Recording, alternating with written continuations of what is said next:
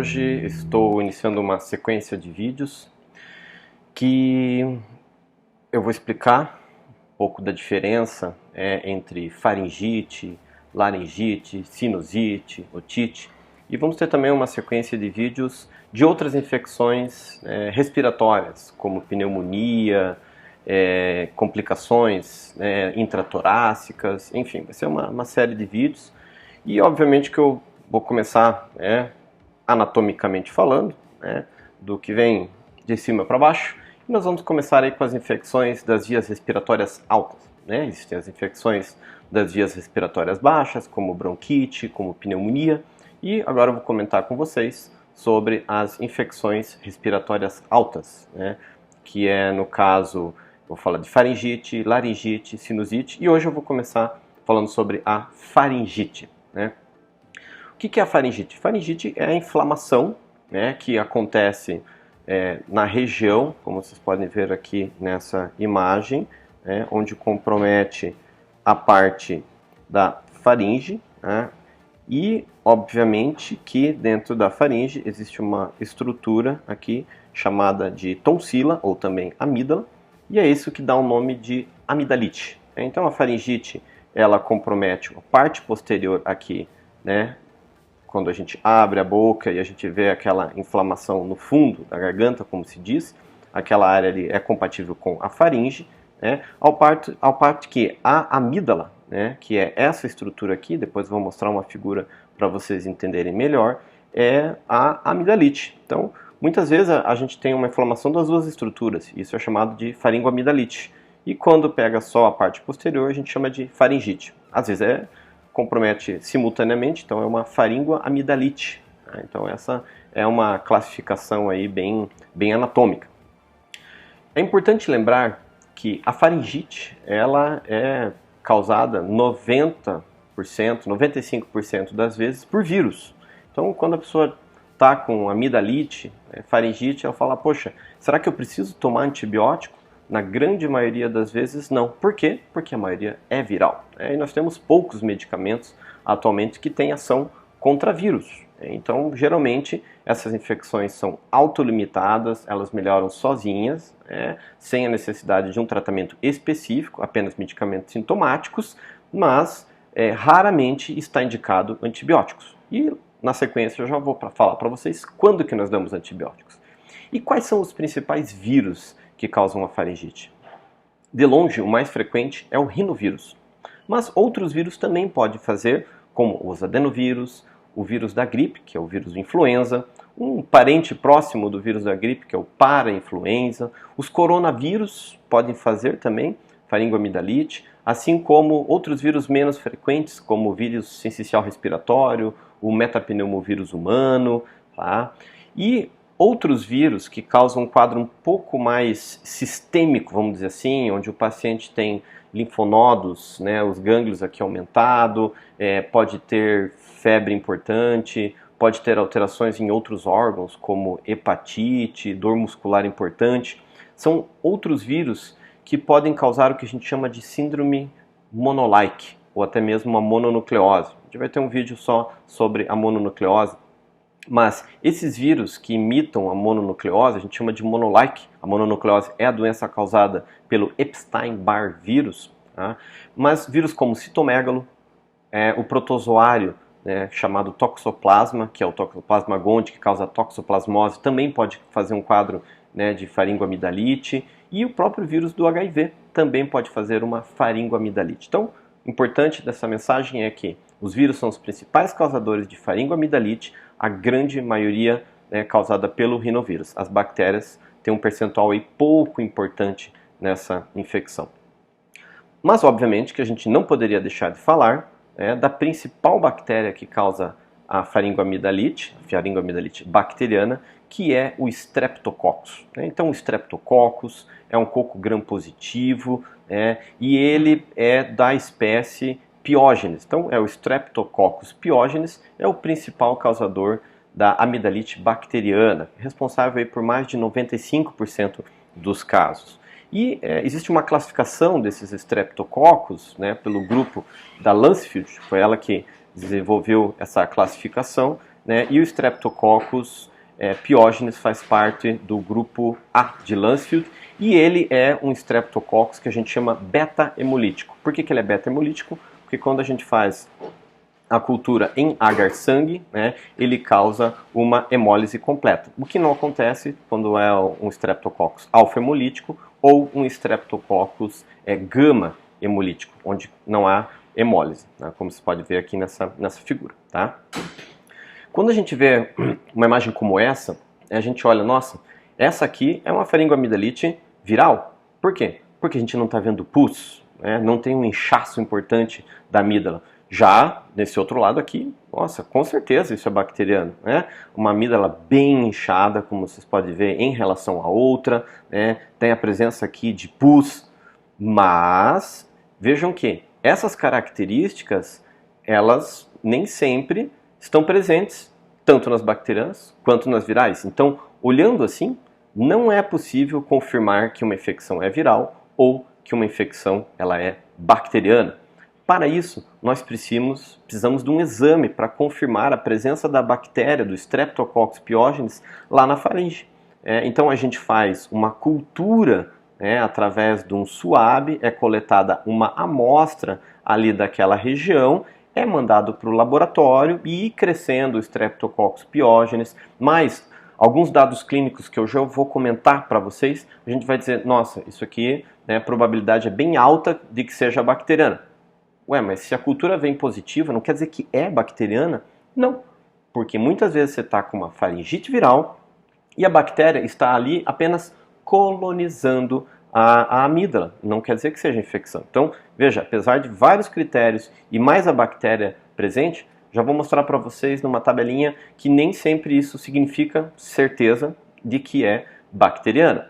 Existem outros métodos além da cultura, porque às vezes a cultura cresce muita bactéria, às vezes a quantidade de bactéria é muito pequena, ainda mais se tem muita inflamação, muito pus. O pus, eles têm neutrófilos que destroem a bactéria e às vezes a cultura pode vir negativa. Existe um outro método onde a gente detecta pedacinhos da bactéria que já estão destruídas. Tá? Pesquisa de antígenos de Streptococcus. É um teste um pouco mais caro, mas ele tem o que a gente chama de maior sensibilidade, porque ele consegue detectar também a bactéria que já está morta. Agora, os critérios que eu queria passar para vocês, que me ajudam muito no diagnóstico clínico e clínico laboratorial, ou pelo menos saber quando eu vou pedir cultura, porque não dá para pedir cultura para todo mundo, ela é dispendiosa, ela muitas vezes, dependendo do laboratório, pode demorar alguns dias para vir o resultado, então não dá para ficar esperando muito tempo sem dar o tratamento correto para o meu paciente. Então, às vezes, a gente tem que lançar mão de alguns dados clínicos que me justifique coletar o exame ou que já me justifique diretamente, na hora que eu terminei de examinar o paciente, fazer o tratamento com antibiótico. E esses critérios são os critérios de Centor. E eu gosto muito desse método que é o FALE. O que é o FALE? O paciente tem febre? O paciente ter ausência é estranho, mas enfim, tem a ausência de outros sintomas respiratórios que lembrem resfriado, como por exemplo uma tosse, o nariz escorrendo, a coriza, rouquidão, porque isso é um quadro mais sugestivo de vírus. Então, se o paciente não tem isso, sugere bacteriana. Se tem febre alta, sugere bacteriana. Se tem linfonodomegalia submandibular, aquelas ínguas aqui nessa região, também sugere bacteriana. E se tem exudato, aquelas placas com pus, como vocês viram ali na foto, também é mais um critério. Tá? E aí quando a gente junta todos esses critérios, faz uma soma, se o meu paciente não tiver nada disso, não adianta nem pedir cultura, porque a probabilidade de ser bacteriana também não é zero, mas é muito baixa, de menos de 3%. Então a gente geralmente não dá antibiótico para esse meu paciente. Se tiver só um desses critérios, veja, a chance aí é menos de 7%. Mas se você está desconfiando que isso seja bacteriana, por exemplo, o único critério é aquela presença de pus, placas. Poxa, pode ser. De repente o paciente estava tomando já um anti-inflamatório, um analgésico, e isso diminui a febre, então perdeu aquele ponto da febre. Às vezes não deu tempo de aparecer a íngua, e então isso pode atrapalhar. E aí talvez fazer a cultura nesse paciente vale a pena. Se tiver só 2 critérios, também pedir a cultura. A cultura ajuda, porque se eu tiver apenas 2 critérios, é 15% só de que seja bacteriana. Agora, se eu tiver 3, 4 critérios, o que acaba acontecendo? A minha chance de ser bacteriana é maior, de 30%. Ou, se tiver todos os critérios, mais de 50%. Nesses casos, tá, a gente acaba tratando, dando antibiótico para o paciente, né, mas se tiver disponibilidade, for uma metodologia fácil, você pode também pedir cultura. Né? Eu acho que, se for possível, pedir cultura sempre é válido para esses pacientes. Bom, mas por que essa preocupação de dar antibiótico? Muita gente tem a amidalite bacteriana, não toma antibiótico e melhora sozinho. O problema é que a amidalite bacteriana, se a gente não tratar, e o paciente tiver, às vezes, infecções de repetição e nunca toma antibiótico, a gente via isso muito no passado. Porque hoje em dia está mais fácil, bastante médico, o paciente vai, acaba recebendo antibiótico, mas antigamente isso não era muito frequente. Tá? O que acabava acontecendo? Existia uma doença autoimune chamada febre reumática. E o paciente podia desenvolver complicações cardíacas, articulares, alterações neurológicas. Tá? Então, a febre reumática já foi uma doença muito frequente. Hoje em dia a gente quase não vê mais a febre reumática devido ao uso de antibiótico para o tratamento desses pacientes. Era uma coisa do passado. Hoje em dia a gente quase não vê mais a febre reumática. Tá? Porque os médicos estão alertas ao diagnóstico e fazem o tratamento precoce. Não deixa isso se arrastar por muito tempo. Além disso, o antibiótico ajuda a evitar complicações locais. E a principal complicação local é abscessos que podem se formar próximo da amígdala. E aí precisa de uma cirurgia para fazer a drenagem. Então o antibiótico também tem a função de evitar essa complicação. Outra questão, a gente tratando evita que a bactéria se espalhe por outras pessoas. Até uma forma indireta de prevenção da amidalite para outras pessoas. Isso também é importante. Então, esses são os principais motivos de se utilizar antibiótico para tratar uma amidalite, até porque a grande maioria melhora espontaneamente. Agora, a grande pergunta, qual que é o antibiótico que eu vou usar? Vejam, o Streptococcus pyogenes, ele é praticamente universalmente sensível à penicilina. Então, eu não preciso utilizar outros antibióticos, a não ser que o paciente seja alérgico à penicilina. Tá? Geralmente, depois que inicia o antibiótico, em 2, 3 dias o paciente está melhor. Então, também temos que lembrar que, às vezes, não é tomando antibiótico, ele já vai melhorar rapidamente. Tem um tempo para que tenha uma diminuição da inflamação, o sistema imunológico consiga eliminar o restante das bactérias e diminuir esse processo inflamatório. Então, tem que esperar um tempo. A amidalite não é 2 dias, não melhorou, já tem que trocar de medicamento porque não vai funcionar. Não vai funcionar porque não deu tempo. E a bactéria, ela é sensível. Se às vezes não está melhorando, ou é porque não tem medicamento sintomático, porque a gente tem que tomar algum medicamento para aliviar os sintomas, ou porque talvez nem seja mesmo bacteriana, seja viral. E aí só mesmo o tempo para mostrar que o paciente vai melhorar.